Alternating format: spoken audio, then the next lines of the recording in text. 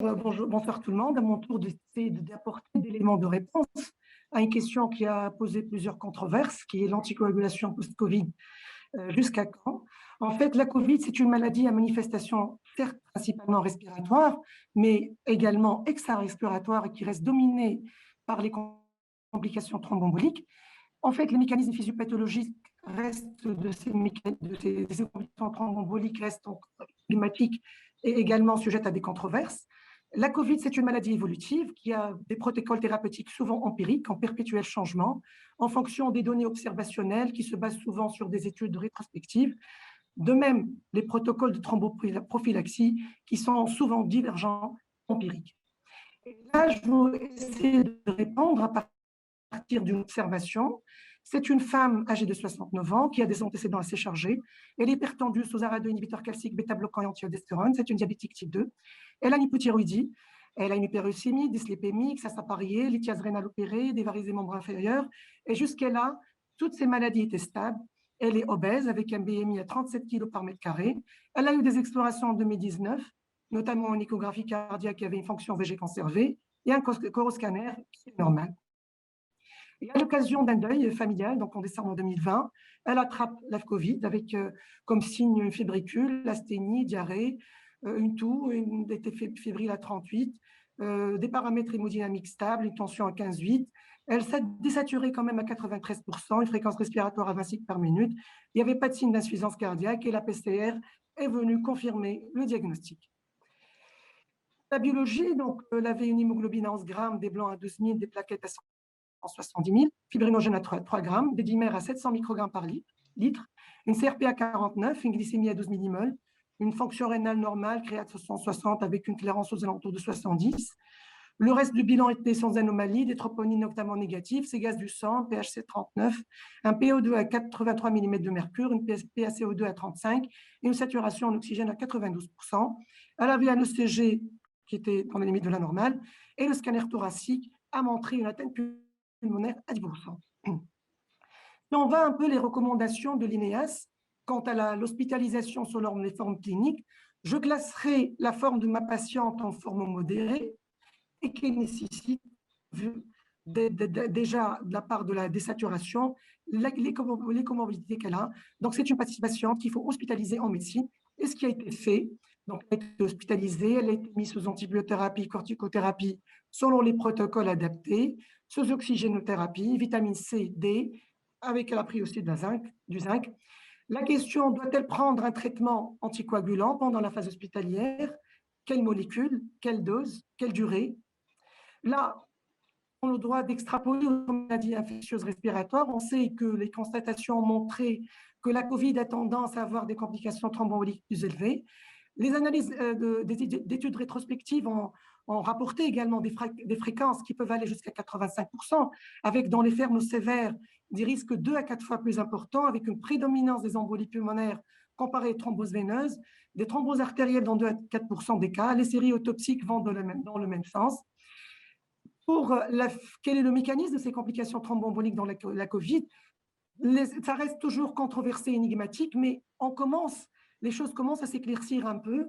Il s'agirait probablement d'une endotélite vasculaire, et cette endotélite vasculaire peut être secondaire à cet orage cytokinique qui peut provoquer l'infection virale, ou bien même l'attaque directe du virus ou l'endothélium vasculaire qui fera perdre l'endothélium vasculaire, ses propriétés anticoagulantes, antiagalantes plaquettaires, ses propriétés de vasodilatation. Et donc, ça pourrait déclencher cette cascade de coagulation thromboembolique de la Covid. Et ce qui fait donc cette endothéliite, cette inflammation de l'endothélium, rendrait cette maladie une maladie générale. Et ça, on l'observe quand on voit les autres manifestations extra-respiratoires, notamment cardiaques, rénales, neurologiques, etc. Et en se basant sur les recommandations internationales qui se sont en fait, c'était des recommandations par extrapolation empirique avant même l'avènement d'études, et la majorité, la quasi-totalité, donc les 7 principales recommandations, qu'elles soient du Collège des maladies américains des maladies respiratoires, que ce soit les sociétés de thrombose, recommandent l'anticoagulation pendant cette phase hospitalière. Fois, ce qui reste controversé, c'est la dose. Pour le collège des maladies respiratoires, c'est plutôt une dose classique prophylactique. Pour les sociétés de thrombose, ils ont recommandé des doses intermédiaires entre les doses curatives et les doses prophylactiques. Notre consensus national, donc on se recommande un peu aux recommandations de l'ENEAS et de la Société tunisienne de cardiologie, ça va dans le même sens.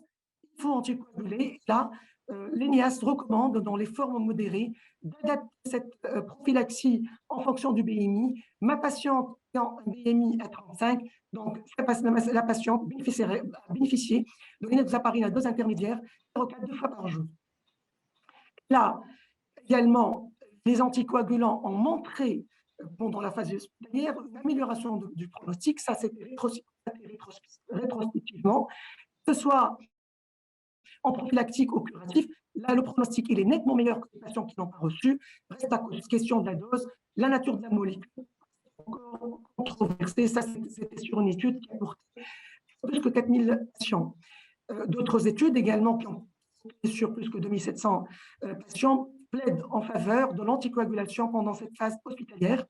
Il y a eu une étude qui a comparé rétrospectivement les complications thromboemboliques pendant la première vague versus la deuxième vague. On a constaté dans cette étude qu'il y avait une réduction de 47% de la mortalité, mais les complications thromboemboliques étaient comparables, voire même un peu plus élevées, notamment dans les services de médecine. En fait, ces études, il y a plusieurs biais. En fait, il y a un biais de sélection, un biais de détection, parce que le seuil de détection de dépistage était précoce. Les gens, pendant la deuxième vague, étaient plus sensibilisés à ces complications, donc ils avaient tendance à les diagnostiquer plus rapidement. Le nombre de tests de diagnostic s'est multiplié par 2. La qualité d'image scanographique s'est améliorée avec une meilleure détection des embolies pulmonaires segmentaires. Il y a eu également peut-être des biothérapeutiques. Les prophylaxies étaient peut-être insuffisantes. Hétérogénie par rapport aux corticoïdes. Pendant la deuxième vague, on recommandait la corticothérapie. Peut-être il y a l'effet procoagulant spécifique du virus sur lequel les anticoagulants ne peuvent pas agir. Pour ma patient, donc, son évolution était favorable. Elle a été sevrée progressivement d'oxygène. Elle est devenue asymptomatique. Les dédimères, par contre, sont élevés. Le Doppler veineux était normal. Elle était asymptomatique. On a décidé sa sortie au 14e jour. Là, la grande question, faut-il prolonger l'anticoagulation? Jusqu'à quand? Quelle dose? Quelle molécule? Là, c'était la grande question. Là, c'est une question qui nous pose donc, il n'y a pas de données spécifiques réellement disponibles pour la COVID. Le taux de complications thromboemboliques COVID est suffisamment élevé pour justifier une thromboprophylaxie prolongée? Cet état d'hypercoagulabilité dans la phase hospitalière s'estompe-t-il rapidement après la sortie? Les extrapolations aux maladies infectieuses respiratoires non Covid étaient légitimes, sachant par exemple pour le Collège américain des maladies respiratoires, on préconise l'extension de la thromboprophylaxie. Par contre, d'autres études prouvent que le risque thromboembolique persiste 6 semaines, voire même à 3 mois après l'hospitalisation. La question, même pour les patients non Covid, n'est pas encore bien résolue. Et là, si on voit un peu ce qui a été fait dans les maladies hors Covid, il y a eu des méta-analyses qui ont étudié la thromboprophylaxie pendant 28, voire même 45 jours, en comparant les HBPM versus les nouveaux anticoagulants ou les anticoagulants oraux-directs. Là, les résultats étaient en faveur des anticoagulants oraux-directs avec une réduction de 40% des complications, toutefois une augmentation des complications hémorragiques en faveur donc, des HBPM contre les anticoagulants oraux-directs. Donc là également, si on se réfère aux recommandations internationales, elles sont vraiment très divergentes. D'ailleurs, elles se sont basées sur des consensus. Quand on voit le collège américain, il est contre l'extension de la thromboprophylaxie. Par contre, les autres recommandations des sociétés de thrombose sont plutôt en faveur de cette thromboprophylaxie. Ce qui diffère, c'est la molécule préconisée, c'est la dose. Donc, il n'y a pas réellement un consensus ou un accord par rapport à ce débat. Quel est le taux de complications thromboemboliques extra-hospitalières? Il est très variable. Et là, on se base sur des études également rétrospectives. Il y a l'étude de Patel qui a porté sur 160% 30 jours après la sortie. Les complications seraient de l'ordre de 2,5%, toutes confondues, qu'elles soient veineuses ou artérielles. Une étude britannique a montré à 42 jours que le taux était de 2,6%. La seule étude prospective, c'était une étude iranienne qui a porté sur 1529 patients et qui a trouvé le taux de complication de 0,2%. Il y a une étude également britannique qui a comparé ces complications thromboemboliques à l'ère du Covid, donc en mars-mai 2020, avant la période du Covid, c'était en 2019. Ils ont trouvé une tendance à l'augmentation pendant la période post-Covid des complications thromboemboliques, mais sans réellement atteindre le seuil de significativité. En fait, ces études ont plusieurs biais, en plus de leur caractère rétrospectif, que c'est des études qui se sont basées principalement sur des contrôles téléphoniques, se basant principalement sur les patients qui sont asymptomatiques, sur les symptômes, donc l'orientation en fonction des symptômes. Il y avait également une divergence par rapport à la thromboprophylaxie utilisée. Également, ça intéressait tous les patients Covid, qui soient hospitalisés pour la Covid ou bien si on a découvert la Covid, s'il est hospitalisé pour autre maladie, mais par hasard on découvre la Covid, les populations étaient hétérogènes, donc il y avait vraiment beaucoup de critiques par rapport à ces études rétrospectives. Et là, il y a certaines études qui ont essayé de voir un peu le profil et les facteurs prédisposant à ces complications thromboemboliques. Donc, cette étude montrait effectivement que les malades les plus sévères, qui hospitalisés en réa, qui étaient intubés, les sujets de sexe masculin avaient tendance à développer plus de complications thromboemboliques extra-hospitalières. Dans ces études, même les sujets plus jeunes avaient tendance, contrairement à ce qu'on pensait. Donc, en fait, il n'y a pas réellement des études prospectives, il y a plusieurs séries rapportées, c'est des cas, c'est des séries d'embolie pulmonaire qui sont même découvertes un mois, voire un mois et demi après la Covid. Moi, personnellement, j'ai eu une patiente de 26 ans qui n'avait aucune tare et qui a développé une embolie pulmonaire un mois plus tard. Et en fait, il s'agissait d'un déficit en protéine C, peut-être qu'elle était prédisposée donc, à l'avance. Donc, il y avait des AVC ischémiques qui sont survenus chez des sujets jeunes. Donc, plein de case reports rapportés dans la littérature. Donc, si je reviens à ma patiente, pour ma patiente, quel est son risque thromboembolique, en essayant d'être objectif, et en employant des scores objectifs comme le risque improve des dimères pour l'évaluation de risque thromboembolique, je vois que ma patiente fait des dimères plus que 2 fois la normale, quoique, est-ce que j'ai le droit d'utiliser les mêmes seuils par rapport aux patients non Covid? Elle a développé des asthéniques, c'est des patientes qui sont fatiguées, qui sont vraiment se plaignent d'asthénie très profonde, donc généralement, ils ne bougent pas beaucoup. C'est une patiente qui a plus de 60 ans, donc là, je la classerai comme qu'elle a un risque de thrombolique veineuse élevé, voire modéré à élevé du moins. Donc, c'est une patiente qui a également un facteur de risque important, qui est l'obésité, mais non seulement ça, mais elle a également un risque thromboembolique artériel élevé, c'est une hypertendue diabétique, dyslipémique, un syndrome d'apnée de sommeil. De l'autre côté, donc, j'évalue les complications hémorragiques, le risque hémorragique de ma patiente. Et si je me réfère au score IMPROVE des dimères, là, je vois que ma patiente a un score hémorragique qui est faible, elle a un score de moins de 7, donc elle est âgée d'entre 30 et 84 ans et ça lui donne un score de 1,5. Donc, elle est à faible risque hémorragique. Si je compare cette balance bénéfice-risque hémorragique par rapport au bénéfice de thrombose, je trouve que le bénéfice de la prévention de thrombose l'emporte. Et effectivement, ma patiente a bénéficié d'une anticoagulation prophylactique par les anticoagulants oraux pendant 28 jours en comptabilisant les 14 jours d'anticoagulants qu'elle a prises pendant la phase hospitalière. Donc, en conclusion, la Covid, c'est une nouvelle maladie énigmatique, évolutive, qui a vraiment bouleversé la méthodologie de recherche. On est en train d'émettre des recommandations et par la suite, soit on les approuve, soit on les désapprouve en fonction des constatations cliniques et des constatations de notre pratique. Je pense qu'il faut vraiment une approche personnalisée, individualisée dans l'évaluation du risque thromboembolique de ces patients et même du risque hémorragique. Pourquoi pas ne pas instaurer un score spécifique à la Covid qui prend en considération également la sévérité de la forme. Donc, on essaiera de répondre à des questions plus précisément. rapport surtout à la dose pendant la phase hospitalière. La phase extra-hospitalière, je pense que ça va être au cas par cas. Et là, on est dans le groupe de travail de l'ENEAS par rapport à ce sujet et on en discutera sûrement longtemps. Il y a plusieurs gaps par rapport aux patients en ambulatoire. Là, c'est vraiment un sujet également de grande controverse. Il y a plusieurs gaps, c'est une évidence. Je pense que la piste, c'est de cibler l'endothélium et de le réparer, de le préserver. Il y a plusieurs études qui sont en cours, que ce soit avec les anticoagulants. Certains ont inclus des patients, d'autres n'ont pas inclus. Il n'y a pas réellement beaucoup de résultats pour le moment. Il y a des études qui visent la fonction endothéliale et qui visent à améliorer la fonction endothéliale, comme les statines, les inhibiteurs de système rénine-angiotensine, la vitamine C, le sulodexide, la vitamine D, les antiagrégants plaquettaires. Et là, donc, je pense que il y a plusieurs, ça reste une grande énigme, un grand point d'interrogation qu'on essaiera ensemble toujours, je pense, de résoudre. Je vous remercie. Merci beaucoup, Merci, Afif.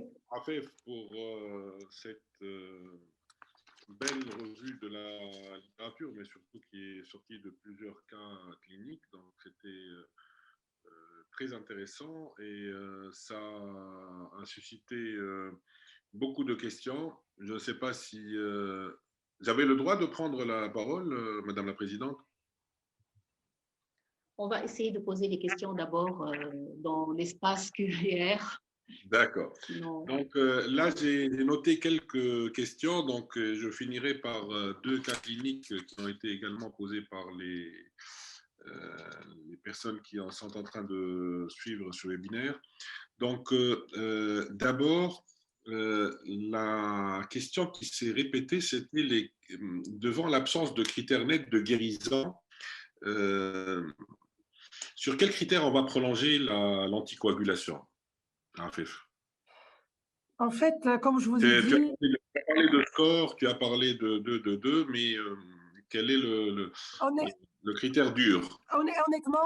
Honnêtement, je pense que ça doit être une approche paramétrique. Je ne pense pas qu'un seul paramètre pourrait résoudre le problème. Je pense qu'on devrait intégrer des scores, des points pour la sévérité de la forme, des points par rapport à ces scores l'improve des dimères, peut-être les dédimères, l'âge des patients, leur poids, leur risque hémorragique aussi, il faut qu'il soit être pris en considération. Pour le moment, honnêtement, je n'ai pas vraiment de réponse, mais je préconise de prendre un score global. Pour le moment, tout le monde fait un peu au cas par cas, mais je pense qu'il faut être plus objectif en développement des scores. Moi, je pense quelqu'un qui a été hospitalisé en réa avec une immobilisation prolongée, il faut absolument qu'on poursuive les anticoagulants pendant quelques jours. Là, ça reste à discuter la durée. Un patient qui est obèse, qui ne bouge pas beaucoup, qui a des antécédents thromboemboliques qui a fait auparavant et qui n'a pas aussi un risque de saignement important. Je pense également qu'on pourra le prolonger. C'est vraiment au cas par cas. Je suis convaincue qu'il faut une approche pluriparamétrique pour pouvoir résoudre ce problème et répondre aux questions. D'accord. J'enchaîne dans le même état d'esprit. C'est les dédimères, tu les placerais dans ces critères durs ou pas? Ah, les dédimères. Aujourd'hui, hier, on en a discuté longtemps. En fait, c'est vrai que les seuils, quand on voit les seuils des dédimères des patients qui ont la Covid, c'est vraiment parfois, ça peut atteindre 5 000, 6 000, 11 000. Docteur Rima Abdelmlek, sûrement, elle en a vu. Docteur Duic, elle en a sûrement vu. On a vu des valeurs bizarres. 60 000, des 40 000, des 50 000, des 60 000. Bon, je suis au stade de 5 000, 6 000. Mais je pense qu'il faut prendre en considération, parce que quand même, c'est de la fibrine, c'est la dégradation de la fibrine. Sûrement, ça fait quelque chose sur la coagulation du sang. D'accord. En fait, bon, il y a certains qui demandent est-ce que devant tout Covid, on va prescrire systématiquement une anticoagulation prophylactique NUS était sur une courte durée. Je crois là, tu as bien précisé quand même qu'on ne doit pas exagérer. Je crois qu'il y a une psychose aussi qui s'installe dès qu'on a le Covid. J'en suis témoin parce que j'ai eu cette angoisse-là pendant les premiers jours. Donc, il y a d'autres questions concernant la surveillance de la thrombopénie sous anticoagulants. C'est vrai que la durée, théoriquement, on devrait le faire quand les HPPM sont prescrits à une durée de 14 jours. C'est ce qui a été Ouais. préconisé au moment par l'INEA Santé. Donc, je voudrais ton avis, mais surtout une question très pertinente, à savoir les patients, les enfants qui ont une thrombophilie et qui ont du Covid. Quelle anticoagulation, du moins, proposer, ou faut-il carrément les anticoaguler? Pour les enfants, Oui, oui, oui, je parle pour les enfants, honnêtement, moi, je ne pourrais pas, je demanderai l'avis de mes amis pédiatres. Par contre, pour les HBPM, c'est vrai que ça donne des thromboponies. Je donnerai juste une remarque par rapport aux patients qui étaient sous anticoagulants oraux directs. Il y a eu des questions, on en a discuté avec Elim aussi. Il y avait des patients chez qui on avait découvert des des INR qui étaient élevés. Pourtant, ils prenaient des doses prophylactiques. En fait, il ne faut pas prendre vraiment en considération ces bilans d'hémostase parce qu'on sait que les anticoagulants oraux directs peuvent impacter ces bilans sans réellement avoir une signification. On sait que le patient est en train de prendre son traitement et c'est tout. Si on trouve un INR à 3 ou 4 sous AOD, ça ne veut pas dire que c'est trop, il est malade, il est surdosé, mais ça veut dire que le patient est en train de prendre le traitement tout simplement. Et pour la femme enceinte, aussi symptomatique? Voilà, Je ne pour la femme pose enceinte que aussi. des cols, tu peux être sûr. Moi, on Écoute, ne pose que des cols, c'est pas on me pose des oui, oui. cols. Bon, écoutez, moi j'attendrai, c'est les questions, je pense que Lim, on est ensemble dans le groupe de travail de l'ENEAS. Je pense qu'on discutera au cas par cas. Je pense que les femmes enceintes, elles ont quand même un risque thromboembolique élevé. Peut-être le fait qu'elles soient enceintes toutes seules ne suffirait pas. Peut-être on ajouterait d'autres facteurs, mais je préfère ne pas avancer des choses. On attendra qu'on fasse nos réunions, peut-être, parce je pense que l'INIAS veut standardiser et les différents membres veulent standardiser les prises en charge pour que chacun ne fasse pas. On essaie d'orienter les prises en charge. Bon, je vais Mais on vous essayer. donnera rapidement les réponses officielles. J'enchaîne rapidement, il y a encore quelques questions. Donc, la première des quatre, c'est par rapport aux anticoagulants oraux, est-ce qu'il y a une surveillance particulière à faire ou pas si on les prescrit au-delà de 30 jours, je veux dire de 30 à 45 jours? Réellement, il n'y a pas vraiment de surveillance particulière, à part bien sûr les signes cliniques. Même ce qu'on sait, c'est que pour les formes, pour les anticoagulants oraux directs, on utilise pour les formes en curatif, il faut absolument qu'on vérifie la fonction rénale. Là, quelqu'un qui a une fonction rénale qui est normale, qui est au-delà de 50, une clairance, moi, il n'y a pas réellement spécifiquement de surveillance biologique particulière. Il y a une question qui s'est répétée peut-être 5-6 fois, je ne sais pas si de la promotion ou pas. Est-ce que le vaisselle doué a pour son effet héparine-like et une molécule à prescrire selon toi? En fait, il y a une étude, moi je trouve tout ce qui du moins ne risque pas de nuire, du moins.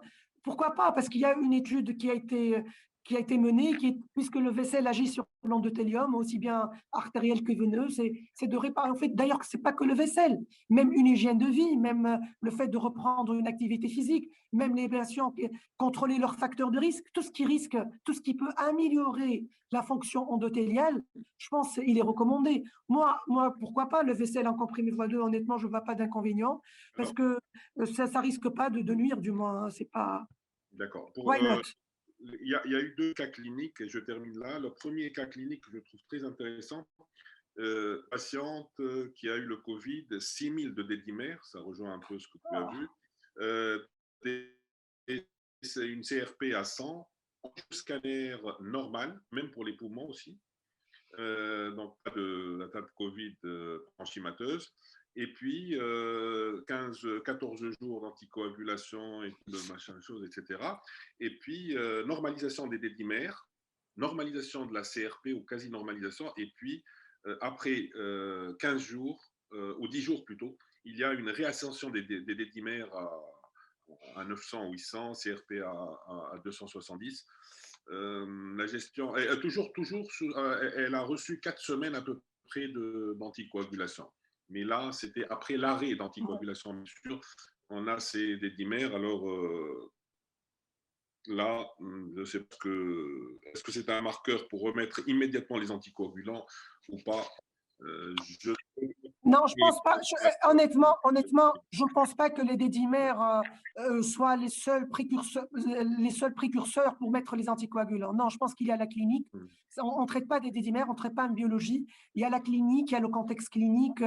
Et puis, j'interpréterai ces dédimères en fonction, honnêtement, du contexte clinique. Et dernière question, deuxième cas clinique, c'est anémie, anticoagulation chez une femme qui a eu une embolie pulmonaire, mais le problème, c'est qu'elle fait une déglobulisation. Et là, est-ce que les anticoagulants oraux ont de la place chez cette patiente-là? Honnêtement, quelqu'un elle a saigné, elle a déglobulisé, je préfère. L'investigation en cours, mais déglobulisation de 3 points. Non, moi, pour les patients qui ont déglobulisé, je préfère, elle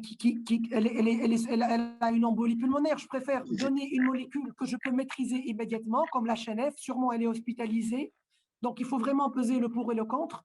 Si l'hémorragie est maîtrisée et l'embolie pulmonaire est massive, la malade doit être sûrement hospitalisée. Je mettrai de la pousse-seringue, la HNF et les paris non fractionnés et je surveillerai de très près, mais non pas d'anticoagulants oraux directs dans cette situation. La dernière question a fait la place des anticoagulants plaquettaires parce que par peur de l'anticoagulation ou pour ne pas être excessif chez des patients qui n'ont pas besoin d'anticoagulation prophylactique, est-ce que les antiagrégants plaquettaires ont de la place? On ne sait pas honnêtement, mais ce que je vois par exemple dans les patients qui ont fait déjà des thromboses veineuses comme traitement de relais, le Collège des maladies américains des maladies respiratoires peut donner, il recommande parfois dans certaines situations des antiagrégants plaquettaires. Mais pourquoi pas si le risque hémorragique, s'il n'y a pas de problème digestif, ça peut qu'améliorer l'endothélium. Honnêtement, il faut vraiment qu'on attende la série des études qui sont inscrites dans Clinical Trials pour voir un peu chaque molécule, qu'est-ce qu'elle a donné comme résultat. En tout cas, merci beaucoup. Pour moi, c'était très instructif.